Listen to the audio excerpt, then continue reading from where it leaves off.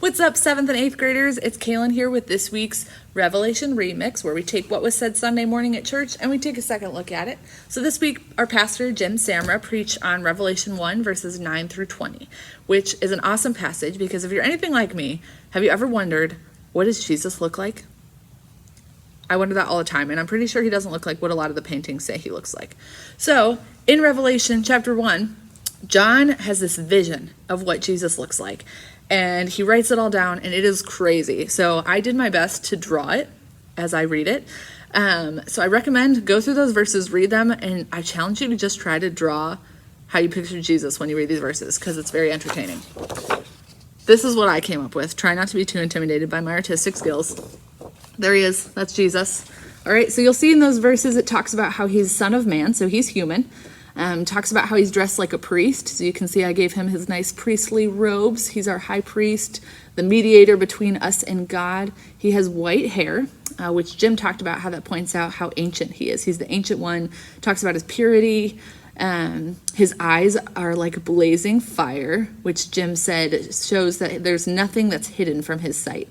His feet are burnished bronze, which means he's steadfast, he crushes his enemies. He's got a voice like rushing waters, which just shows the power of Jesus's words. He's got 7 stars in his right hand, as you can see here by my excellent drawing. He's got a sharp double-edged sword coming out of his mouth, which just shows Jesus's words are powerful and they're precise. All right, so this is kind of like a crazy image of Jesus, right? Not how I typically picture him, but this is the vision that John got. And it says here, when I saw him, this is verse 17, when I saw him, I fell at his feet as though dead. What? But he laid his right hand on me, saying, fear not, I am the first and the last and the living one. I died, and behold, I am alive forevermore, and I have the keys of death and Hades. So what that's saying, Jim talked about how Jesus holds the keys. And he talked about the hope of this crazy image of this powerful Jesus. The good news there is that this Jesus is fighting for you. All that power, he's for you. And when we see that he has the keys to death and Hades, it means that there's nothing that you're going through right now that Jesus cannot free you from. That's an exciting message of hope right there. But the cool thing that Jim talked about with this whole passage is that, yes, we see this awesome picture of Jesus and it's all this cool stuff. It says a lot about who Jesus is, but Jim really pointed out this other thing in the passage where it talks about the 7 lampstands, which I have also depicted.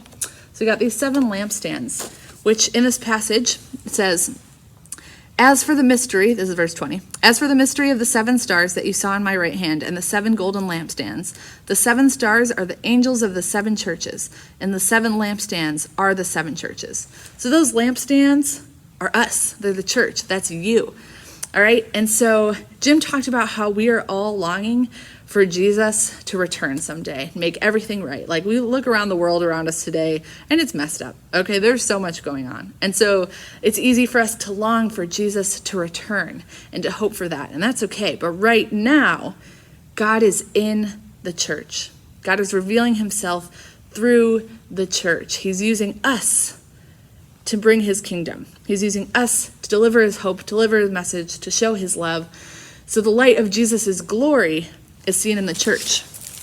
Now, Jim asked, what happens if the church is kind of dirty, if that light isn't able to be seen clearly, right? If you have fire or light, pretend this is fire, and you have a dirty cup, it's harder to see that, right? It's harder to see the fire.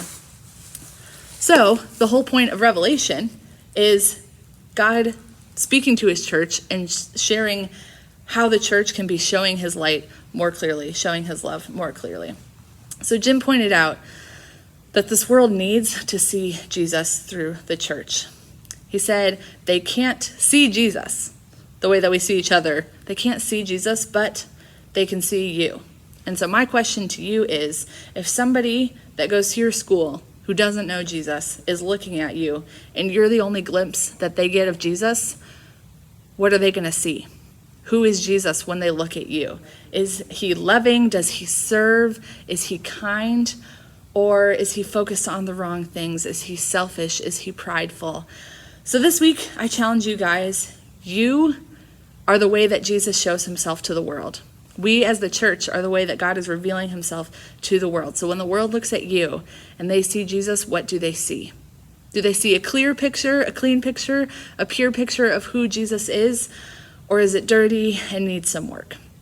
So I'm excited these next few weeks. We're going to go through the letters to the churches and hear how we can give a better picture, how we can better reflect Jesus to this world. So stay tuned for future Revelation remixes. Have a great week.